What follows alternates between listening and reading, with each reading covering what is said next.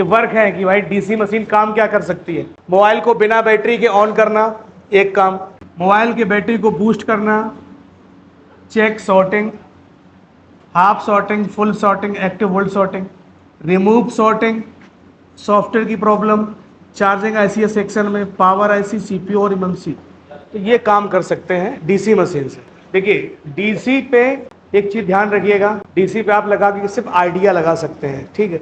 100% कोई भी DC reading सही नहीं देती, क्योंकि फोन, अब समझो पहले, बड़ा डीसी का तेज रहता है भाई। तुमने अगर बाहर से लगा के तुमने जान भी लिया कि इसकी चार्जिंग ऐसी खराब है, तो बोर्ड तो आपको खोलना ही पड़ेगा, चेक करना पड़ेगा।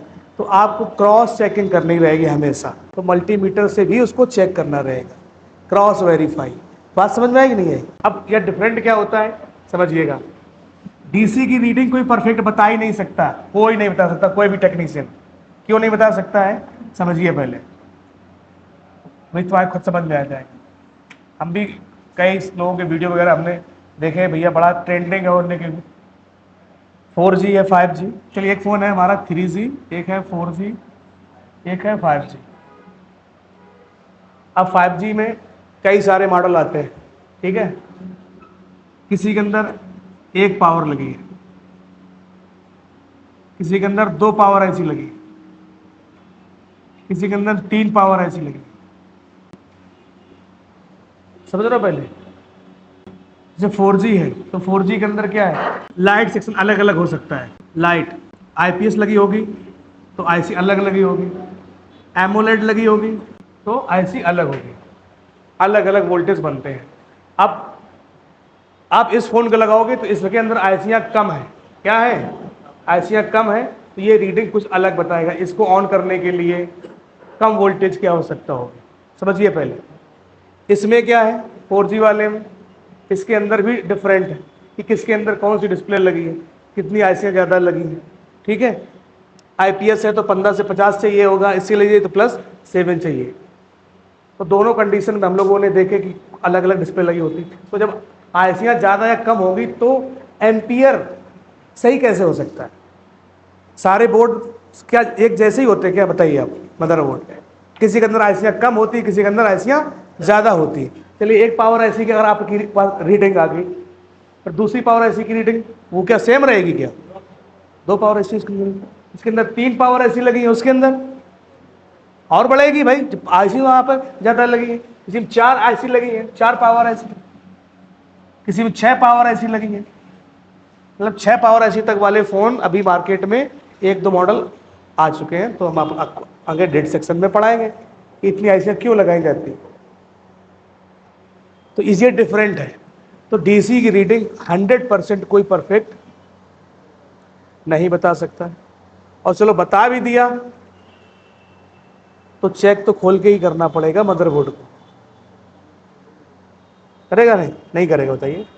तो जब चेक करना ही है तो आप डीसी से भी चेक कर लीजिए और मल्टीमीटर से क्रॉस वेरीफाई भी कर लीजिए। बात समझ में आ रही है? जैसे मार्केट में जाते हो 2-4 दुकानें पूछने के बाद आप सब्जी या फल लेते हो कि रेट क्या चल रहा है कि नहीं है? वही करना है आपको, क्रॉस वेरीफाई। चलिए, अब डीसी मशीन जरूरी क्यों है? अगर डीसी नहीं है तो क्या काम नहीं होगा? होगा, बिल्कुल होगा, लेकिन काम थोड़ा समय ज़्यादा लगेगा, काम तब भी होगा। तो ये काम को आसान कर देती है और जल्दी हो जाता है। मान लीजिए कोई फ़ोन आया, कस्टमर लेके आया, उसका फ़ोन डेड है, ऑन नहीं हो रहा, आपने चेक किया उसकी बैटरी डिस्चार्ज है, आपने डीसी पे लगाया, चेक कर लिया उसको ऑन है या नहीं है। अब ऐसे प्रोसेस क्या करना पड़ेगा आपको, पहले बैटरी को जब चार्ज करिए 5-10 मिनट, फिर जाके आप चेक करिए जाके। तो ये 10 मिनट आपके जो है बचा के वो 30 सेकेंड वो इतना काम कर देगा। तो काम को जल्दी करने के लिए टूल्स की आवश्यकता पड़ती है। अब कौन सी डीसी मशीन लेनी चाहिए ये भी अपने आप में है। तो पहले समझते हैं डीसी मशीनें कौन कौन सी हैं। 2 तरह की आती हैं, एक होती एनालॉग आती है, ये है सुई वाली, और एक क्या है आपकी डिजिटल। तो कौन सी परचेज करना है? डिजिटल वाली सही है आज की डेट में, एनालॉग वाले की ज़रूरत अब नहीं, डिजिटल खरीदना है। अब इसमें अलग अलग क्वालिटी भी आती है, जैसे ये देख रहे हो आप, ये आती है 12 वोल्ट 2 एम्पियर, 12 वोल्ट 2 एम्पियर, लगभग 500-700 रुपए की आती है। तो इसका यूज़ अब नहीं है। जब कीपैड वगैरह फ़ोन आते थे तो इसका यूज़ होता था। चाइनीज़ वाले आ गए, कीपैड फ़ोन चलते थे ज़्यादा, तो इसका यूज़ हम लोग करते थे। आज के डेट में हाई एम्पियर वाले फ़ोन आ रहे हैं मार्केट में, तो इसका यूज़ नहीं है। तो फिर कौन सा है भाई? मशीन जो होती है 12 वोल्ट 2 एम्पियर, 700 रुपए के आसपास आती है, कीपैड फ़ोन के लिए होती है। पहले ही हम लोग यूज़ करते थे, आज डेट में इसका कोई यूज़ नहीं। फोकस में बढ़ाने के लिए रख सकते हो एक मशीन और दुकान पे, आप यहाँ एक मशीन और रखी है कि नहीं। एक आती है 5 वोल्ट 5 एम्पियर, 4000 के आसपास। ये भी आपके अब यूज़ की नहीं है। क्यों? क्योंकि अब टर्बो चार्जिंग का सिस्टम भी आ गया है, जो वोल्टेज को स्विच करते हैं 7 volt 9 volt 12 volt 18 volt 28 volt में, तो भी इसकी भी अब ख़त्म हो गया आवश्यकता। एक आता है 30 वोल्ट 3 एम्पियर। अगर बजट कम है तो ये आप ले सकते हो, लेकिन ये भी काम की है नहीं।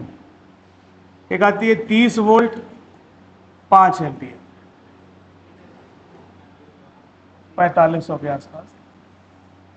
एक आती है 30 वोल्ट 10 एम्पियर, 30 वोल्ट 10 एम्पियर, लगभग 8000 के आसपास। तो आप क्यों, मान लो कभी लैपटॉप भी चलाना हुआ, मोबाइल तो बनाना ही है, लैपटॉप या 12 वोल्ट की सर्किट बनानी है, तो आपके लिए तो सही है वो 30 वोल्ट 5 एम्पियर वाली। लैपटॉप भी अगर बनाना चाहो तो लैपटॉप 19 वोल्ट से चलता है, तो लैपटॉप भी आप इससे बना सकते हो। ये जैसे ये आते हैं कैमरा, ये सेटअप बॉक्स वगैरह जो आते हैं, ये 12 वोल्ट के होते हैं, इनको भी आप डीसी से बना सकते हो पावर देने के लिए। अब अगर टीवी वगैरह की अगर आप रिपेयरिंग करते हो, एंड्रॉयड टीवी वगैरह, तो फिर आपको ये वाली लेनी पड़ेगी, ये वाली, क्योंकि यहाँ पे एम्पियर क्या है 10। मोबाइल में इसका कोई, या लैपटॉप में कोई भी इसका यूज़ नहीं है। ठीक है, तो कौन सी लेनी? 30 वोल्ट 5 एम्पियर, 4500, 100-200 रुपये ऊपर नीचे आप दुकानदार से। कंपनी कई सारी आती हैं, जैसे यहाँ पर अपने यहाँ कोराड की लगी है, मैकेनिक की लगी हुई है, सुगोन की लगी है, कोई भी कंपनी आप ले सकते हैं, गारंटी किसी की नहीं मिलती। इस तरीके से आपको मशीन को सेट करना है। M1 पहले सेट करेंगे हम, मान लो 4.2 वोल्ट और 3 एम्पियर। तो हम यहाँ पे आएंगे वोल्टेज वाले पे, वोल्टेज एरो से आएंगे इस साइड, 4 वोल्टेज 4। अब राइट साइड में आएंगे और यहाँ पे क्या कर देंगे 2 0, लॉक कर देते हैं हम इसके बाद 3 एम्पियर। ये एम्पियर है, 3 एम्पियर, लॉक कर दिया। अब हमको चेक करना है, तो हम कैसे चेक कराएंगे? ऑन ऑफ वाली बटन दबाएंगे तो यही वोल्टेज हमारा मीटर पे दिखाने लगेगा। मीटर पे कनेक्ट कर दीजिए, टच कर दीजिए। अभी यहाँ पे शो कर रहा है, हम ऑन ऑफ वाली बटन दबाएंगे तो वोल्टेज क्या हो जाएगा, वहां से आउट। क्या दिखा रहा है? 4.2 वोल्टेज पे आपका सेट है। दोनों मल्टीमीटर बिल्कुल सही बता रहे हैं। तो ये हमारा सेट हो गया M1 पे। अब मान लीजिए हमको M2 पे सेट करना है 5 वोल्ट 3 एम्पियर। सेट करिए M2 पे। आप ऑन ऑफ दबाएंगे तो हमारा मीटर पे आउट होगा। 5 वोल्ट आ रहा पूरा। अब अगर हमको एम्पियर चेक करना होगा तो हम कैसे चेक करेंगे, बताओ, कौन बताएगा? हाँ, हम ये प्रॉब को यहां से निकालेंगे, कहां लगाएंगे? यहां पर।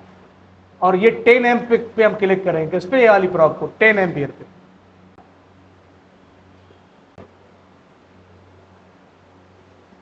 आगे एम्पियर। इस तरीके से हम एम्पियर को भी चेक कर सकते हैं कि हमारा एसी मशीन कितना एम्पियर आउट कर रही है। 3 एम्पियर ये यहाँ पे दिखा रहा है। अब मान लीजिए हमको लैपटॉप भी रिपेयर करना है या लैपटॉप चलाना ही है, तो हमको 19 वोल्ट 5 एम्पियर पे सेट करना है। ऑन ऑफ पे करेक्ट करेंगे तो हमारा कितना आ रहा है? 19 वोल्ट आ रहा है। 19 पूरा परफेक्ट। 3 चैनल सेट हो गए। अब हमें क्या करना है, मान लो शॉर्टिंग निकालने के लिए हमें 1 वोल्ट 3 एम्पियर सेट करना है। M4 पे आए, 1 वोल्ट 3 एम्पियर। मीटर सर जी पूरा रीडिंग एक एक बता रहे हैं। इसकी बैटरी बस डाउन ना होने तो सही रीडिंग देता रहता है ये। अब चारों चैनल हमारे सेट हो गए। 1 दबाइए सर, M1 M1 4.2 5 हो गया, M3 19 कितना है 19 और M4 1.5 वोल्टेज। ये अब आपको बार बार सेट करने की जरूरत नहीं, जो वोल्टेज चाहिए आप बटन दबाइए तो ये वोल्टेज वहाँ से आउट होगा। अब M5 को सेट करना है, मान के चलिए हमको हाई एम्पियर देना है तो 3 वोल्ट 5 एम्पियर। M5 कैसे दबाएंगे, M4 को दबा के रेगुलेटर वाली बटन दबाएंगे, देखना ये तो ये लाइट यहाँ पे आ जाएगी, आ गई। M4 बटन दबा के घुमा दिया, इसको सेट कर दीजिए 5 वोल्ट 3 वोल्ट 5 एम्पियर। अपने हिसाब से अभी हम आपको रीडिंग्स लिखाएं कहाँ पे कितना सेट करना है। तो इस तरीके से आपको डीसी मशीन को सेट करना है, और अभी लंच के बाद जब आएंगे आपको तो फिर से आपसे करवा दिया जाएगा, बता दिया जाएगा ताकि आप इसको सेट कर सकें। तो पहला काम क्या है, मोबाइल को बिना बैटरी के ऑन करना।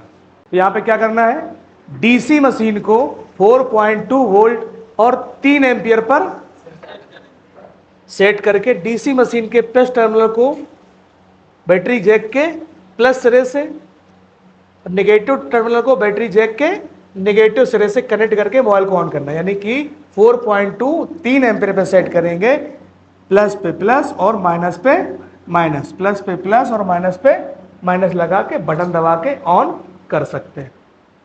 ठीक है, दिखाइए सर जी फोन। इसके साथ में एक आती है बूट केबल, वो अलग से मिलती है 1000 रुपये की। तो उसमें क्या होता है, वो जैक में फिट हो जाती है। दिखाइए पीछे बैक साइड दिखाइए इसका। देखिए ये हमने कनेक्ट कर दिया इसकी केबल, ठीक है, पीछे केबल कनेक्टेड है, पावर वाली बटन दबाई और फ़ोन क्या हो गया हमारा, ऑन हो गया। एक बार दोबारा से करके दिखाइए सर, हटाइए। जैसे आप हटाएंगे तो ऐसे एम्पियर की रीडिंग चलने लगेगी। ये हमने केबल लगाई, ठीक है, केबल लग गई, बूट केबल है। अब डीसी पे दिखाइए कितना वोल्ट सेट है, 4.2 वोल्ट और कितना है 3 एम्पियर। और हमें क्या करना है, पावर वाली बटन को दबा देना है। जैसे दबाएंगे तैसे देखो नीचे एम्पियर की रीडिंग चलने लगेगी। ये देखिए नीचे चल रही रीडिंग, जितना भी एम्पियर कंज्यूम कर रहा है ऑन होने के साथ साथ उतना बढ़ता जाएगा। तो कोई भी फ़ोन आपके पास आता है तो इस तरीके से आप डायरेक्टली लगा के प्लस पे प्लस माइनस पे माइनस कनेक्ट करके पावर वाली बटन दबाएंगे, फ़ोन आपका ऑन हो जाएगा।